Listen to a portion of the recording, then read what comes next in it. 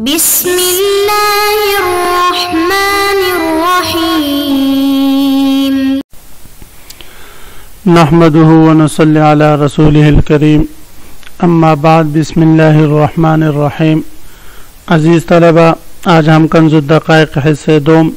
سبق نمبر 75 شروع کر رہے ہیں۔ اس سبق میں ہم کتاب القضاء سے متعلق پڑھیں گے۔ آج ہم کتاب القضاء کی ایک نئی فصل شروع کرنے والے ہیں۔ یہ فصل فی بیان الحبس، مجرموں کو قید کرنے کے بیان میں ہے کہ کن کن جرموں کی وجہ سے مجرم کو قید کیا جائے گا اور کن کن جرموں کی وجہ سے اس کو قید کرنے کی گنجائش نہیں۔ اس سے متعلق انشاءاللہ آج کے سبق میں ہم تفصیلاً پڑھتے ہیں۔ عزیز طلبہ، تو آتے ہیں کتاب کی طرف۔ سب سے پہلے ہم عبارت پڑھتے ہیں۔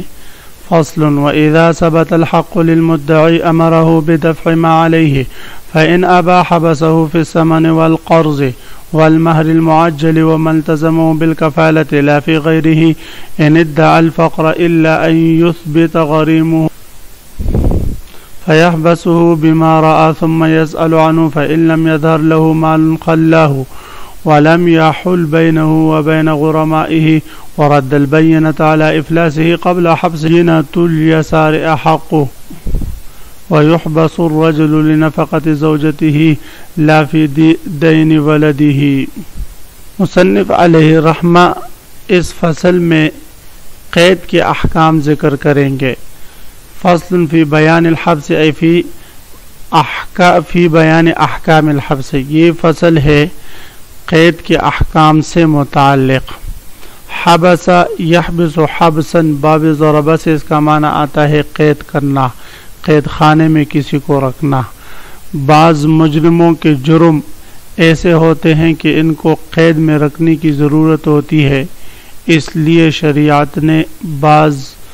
مجرموں کے لیے قید خانے مقرر کیے ہیں، قید میں رکھنے کو مشروع قرار دیا ہے۔ قرآن سے بھی اللہ رب العزت، قرآن پاک میں بھی اللہ رب العزت ارشاد فرماتے ہیں او ینفوا من الارض، یا ان کو زمین سے دربدر کیا جائے۔ تو روئے زمین سے دربدر کرنا تو ممکن نہیں، مطلب یہ ہے کہ ان کو ایسے کمرے کھوٹی میں بند کیا جائے کہ گویا وہ اب روئے زمین پر نہیں۔ اور اسی طرح سنت رسول سے بھی جو ہے قید ثابت ہے کہ آپ صلی اللہ علیہ وسلم نے ایک شخص کو تہمت کی بنا پر قید میں ڈالا تھا کہ جب تک اس کا کیس ثابت نہیں ہوتا۔ اور اسی طرح حضرات صحابہ رضوان اللہ تعالی علیہم اجمعین، ان کے بعد کا سب کا اس پر اجماع ہے کہ قید میں مجرم کو رکھنا بقدر سزا یا جرم کے ثابت کرنے کے لیے یہ جو ہے جائز ہے، یہ درست ہے۔ تو قرآن، سنت رسول، اجماع اور اعمال صحابہ سب سے یہ بات ثابت ہے کہ قید شرعاً مجرموں کے لیے جائز ہے کہ ان کو آپ قید میں رکھیں۔ پھر قید خانے کی صفات یہ ہونی چاہیے کہ وہ سیاسی جیلوں کی طرح نہ ہوں، بلکہ ایسی جگہ ہو کہ جہاں پر رہنا عام طور پر جو ہے دل نہ چاہتا ہو، آرام دہ صوفے اور پالنگ وغیرہ بچھا ہوا نہ ہو، بلکہ ایسی جگہ ہو کہ جہاں لوگ ضرورت کے بقدر زندگی گزار سکے بس۔ تو فرماتے وَإِذَا ثَبَتَ الْحَقُّ لِلْمُدَّعِ، سب سے پہلا مسئلہ یہ بیان فرمایا کہ جب مدعی کا حق مدعا علیہ پر ثابت ہو جائے تو سب سے پہلے قاضی مدعا علیہ سے کہے گا کہ یہ حق آپ پر ثابت ہو چکا ہے، لہذا یہ اس کے حوالے کر دو۔ اگر وہ حوالے کرتے فبہا تو اس کا راستہ چھوڑ دیا جائے گا، اگر وہ حوالے نہیں کرتا تو پھر قاضی اس کو قید کرے گا۔ ہاں اگر یہ مؤثر ہو، تنگ دست ہو، تو پھر قرآن پاک کی آیات ہے فَنَاظِرَةٌ إِلَىٰ مَيْسَرَةٍ، کہ پھر اس کو مالدار ہونے تک مہلت دی جاتی ہے۔ تو اس لیے فرماتے ہیں کہ تنگ دست کو فوراً قید نہیں کیا جائے گا۔ وَإِذَا ثَبَتَ الْحَقُّ لِلْمُدَّعِ، اور جب مدعی کا حق ثابت ہو جائے مدعا علیہ پر، أَمَرَهُ بِدَفْعِ مَا عَلَيْهِ، تو مدعا علیہ کو حکم کرے گا قاضی اس کے حق دے دینے کا، بدفع ما علیہ، جو حق اس پر ثابت ہو چکا ہے اس کو دے دینے کا۔ فإن ابا حبسہ، پس اگر وہ انکار کر لیں تو اس کو قید کرے۔ فی الثمن والقرض والمہر المعجل وما التزم بالکفالۃ، لیکن قید یہ مخصوص حقوق میں ہے، وہ حقوق جس کا التزام اس نے کیا ہو، مثلا نکاح کیا تو مطلب یہ ہے کہ مہر معجل اپنے اوپر لازم کر لیا، کسی کا عقد کفالہ قبول کر لیا، تو یہ ایسے عقود ہے کہ اس کا التزام اس نے خود کیا ہے، اور یا ایسے دیون ہوں کہ جو اس پر لازم ہو چکے ہوں کسی چیز کے بدل کے طور پر، مثلا ثمن ہے جو مبیع کے بدل کے طور پر اس پر لازم ہوتا ہے، قرض ہے کہ پیسہ لے کر اس کے بدل کے طور پر اس پر لازم ہوتا ہے، تو ان 4 قسم کے دیون کے بدلے میں اس کو قید کریں گے۔ اس کے علاوہ جو دیگر دیون ہوں، جو دیگر تاوان وغیرہ اس پر لازم آتا ہے، کسی جنایت کے بدلے یا مال غصب کا تاوان اس پر لازم آتا ہے، یا اسی طرح اور مال ودیعت وغیرہ کا، تو فرماتے اس کے بدلے میں اس کو فوراً قید نہیں کیا جا سکتا جب تک کہ اس کی مالداری ثابت نہ ہو۔ فَإِنْ أَبَاحَ حَبَسَهُ، پس اگر اس نے انکار کر لیا تو قید کرے اس کو فی ثمن میں، والقرض قرض میں، والمہر المعجل اور مہر معجل میں، وَمَلْتَزَمُوا بِالْكَفَالَةِ اور ان دیون میں جس کا اس نے التزام کیا ہو کفالت کی صورت میں، لا فی غیرہ، نہ کہ اس کے علاوہ دیگر دیون میں، دیگر دیون میں جیسے کہ زمان غصب ہے اور اسی طرح جنایات کا تاوان ہے وغیرہ ذالک، تو ان میں ان کو قید نہیں کیا جائے گا۔ کس صورت میں؟ ان ادعا الفقر، اگر یہ فقر کا دعویٰ کرے، ہاں اگر فقر کا دعویٰ کرے تو ان میں ان کو قید نہیں کیا جائے گا مدعا کو، کیونکہ یہ تنگ دست ہے اور تنگ دست کو تو مہلت دینا قرآن سے ثابت ہے۔ الا ان یثبت غریم ہو غنا ہو، ہاں اگر اس کے مد مقابل نے اور مدعی نے اس کی مالداری کو ثابت کر دیا، فیحبسہ بما رعا، تو پھر قاضی اس کو قید کرے جتنا قید کرنا مناسب سمجھے۔ بما رعا سے اس بات کی طرف اشارہ ہوا کہ قیدی کو قید میں رکھنا کتنے عرصے کے لیے ہیں، تو اس کے فقہاء نے بعض نے مہینہ، بعض نے 4 مہینہ، بعض نے 2 مہینے، بعض نے پورے سال جو ہے وہ مدت مقرر کی ہے، لیکن اس میں قاضی ہی کی رائے جو ہے وہ معتبر ہوگی اور اسی کے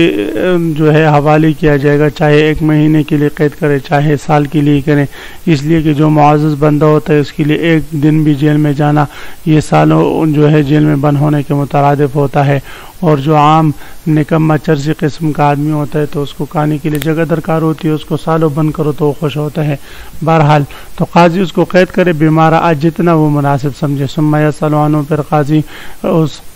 قید کی مدت پورے ہونے کے بعد اس سے پوچھے کہ بھئی مال آپ دے رہے ہیں یا نہیں دے رہا، اگر وہ دینے پہ آمادہ ہو جاتے تو پھر دینے پہ آمادہ نہیں ہوتا، یا وہ کہتے میرے پاس مال ہے ہی نہیں کہ میں دے دوں، تو فرماتے پھر اس صورت میں قاضی اس کو چھوڑ دے۔ فَإِن لَمْ يَظْهَرْ لَهُ مَالٌ، پس اگر اتنے عرصے میں اس کے مال کا کچھ پتہ نہ چلے، خَلَّاهُ، تو اس کا راستہ چھوڑ دے، ان دونوں کا راستہ چھوڑ دے۔ وَلَمْ يُحِلْ بَيْنَهُ وَبَيْنَ غُرَمَائِهِ، اب قاضی اس مدیون اور اس کے قرض خواہوں کے درمیان حائل نہ ہو، یعنی اس کے اور کے قاضی کے درمیان حائل نہ ہو اور دائنین کو نہ روکے کہ وہ جا کر اس کا پیچھا کرے، یعنی قاضی جو ہے غرماء کو روکے گا نہیں کہ وہ اس کی پیچھا کرے اور جا کر اس کے گھر پر اس کے دروازے پر بیٹھے رہیں۔ اور بعض روایتوں میں ہیں، بعض فرماتے ہیں کہ قاضی ان کو روکے گا اس لیے کہ جب شریعت نے ان کو مہلت دی ہے تو اس کو بھی چاہیے کہ وہ ایک زمانے تک ان کو مہلت دے۔ بہرحال وَرَدَّ الْبَيِّنَةَ عَلَى إِفْلَاسِهِ قَبْلَ حَبْسِهِ، اب یہاں سے یہ مسئلہ بیان ہو رہا ہے کہ اگر کوئی شخص مدعی اور مدعی دونوں ہے، مدعی نے بینہ پیش کر دیا کہ یہ بندہ مالدار ہے، مدعی نے بینہ پیش کر دیا کہ میں تنگ دست ہوں، تو اب اس میں کس کے بینہ کا اعتبار ہوگا؟ تو فرماتے ہیں اگر افلاس پر بینہ ہو تو اس کو رد کیا جائے گا، مدعی کا بینہ ظاہر افلاسی پر ہوگا تو اس کو رد کیا جائے گا اور اس کو اس کے بدلے میں قید کر دیا جائے گا۔ تو فرماتے ورد البینہ تھا، اور بینہ رد کر دیا جائے گا الی افلاسی، جو بینہ افلاس پر ہو، قبل حبسی ہی قید ہونے سے پہلے، وبینۃ الیسار احق، اور جو بینہ یسار کا ہو اور مالداری کا ہو، جو اس بات کو ثابت کرے کہ یہ مالدار ہیں، تو احق وہ زیادہ حقدار ہے قبولیت کو، ان کی بات معتبر ہوگی۔ وَأَبَّدَ حَبْسَ الْمُوسِرِ، فرماتے ہیں کہ اگر کوئی شخص مالدار ہے، بہت پیسہ ہے، کروڑ پتی ہے، پھر بھی دوسروں کا حق نہیں دے رہا، دبائے ہوئے دوسروں کا حق، تو فرماتے قاضی اس کو قید کرے، وَأَبَّدَ حَبْسَ الْمُوسِرِ، اور موسر کے قید کو ہمیشہ جو ہے رکھے، اور وَأَبَّدَ حَبْسُ الْمُوسِرِ، اور موسر کا قید جو ہے وہ ہمیشہ ہوگا جب تک کہ وہ حق دینے پر آمادہ نہیں ہوتا۔ وَيَحْبِسُ الرَّجُلُ لِنَفَقَةِ زَوْجَتِهِ، فرماتے آدمی کو اس کی بیوی کے نفقے میں قید کر دیا جائے گا۔ یاد رکھیں عزیز طلباء کہ بیوی کا وہ نفقہ جو گزشتہ ایام کا ہے، جو ایام گزر چکے،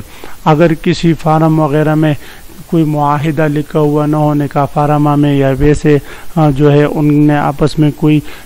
معاہدہ نہ کیا ہو کہ ہر مہینے اتنی جو ہے وہ نفقہ دینا اس پر لازم ہوگا، اور اس نے تصدیق بھی کی ہو، اس صورت میں تو گزشتہ ایام کا نفقہ بھی اس پر لازم ہوگا جتنا مقرر کیا ہے، یعنی ہر مہینے کا 1000 روپے 2000 روپے جو بھی وہ مقرر کرے۔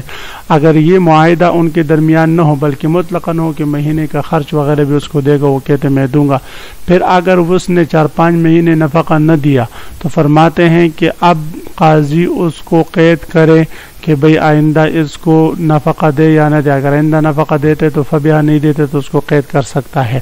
لیکن قید کرنا صرف اس وجہ سے ہوگا کہ یہ آئندہ بیوی کو نفقہ دے، اس وجہ سے نہیں کہ گزشتہ ایام کا نفقہ اس سے وصول کر لے، اس لیے کہ وہ تو تبرع ہے، اور جب تبرع اس نے نہیں کیا تو اب دوبارہ گویا کہ عورت کو جو ہے نفقے کی ضرورت نہیں تھی۔ ہاں اگر عورت نے اس کے نام پر قرض وغیرہ لیے ہے قاضی کی اجازت سے، تو پھر وہ اس کے نفقے سے وصول کیا جائے گا۔ وَيُحْبَسُ الرَّجُلُ، اور آدمی کو قید کیا جائے گا لِنَفَقَةِ زَوْجَتِهِ، اس کی بیوی کے نفقے کے لیے، لا فی دین ولدہ، بیٹے کے دین اگر باپ پر لازم آ جائے، ولد سے مراد بیٹا پوتا پڑپوتا سارے ہیں،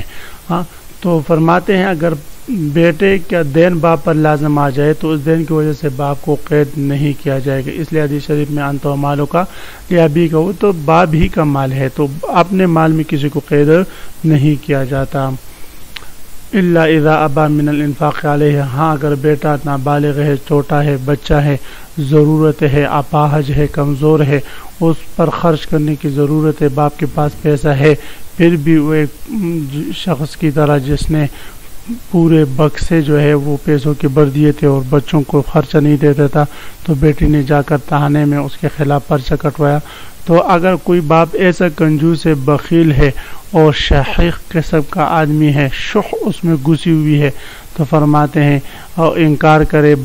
ایسے بچے پر جو کمزور ہے اور صاحب حق ہے خرچ کرنے سے، تو اس صورت میں پھر قاضی اس کو سبق دلانے کے لیے چند دن قید کر سکتا ہے۔ الا اذا ابا، اگر باپ رک جائے من الانفاق علیہ، بیٹے پر خرچ کرنے سے، تو اس صورت میں اس کو پھر قید کر سکتا ہے۔ واللہ اعلم،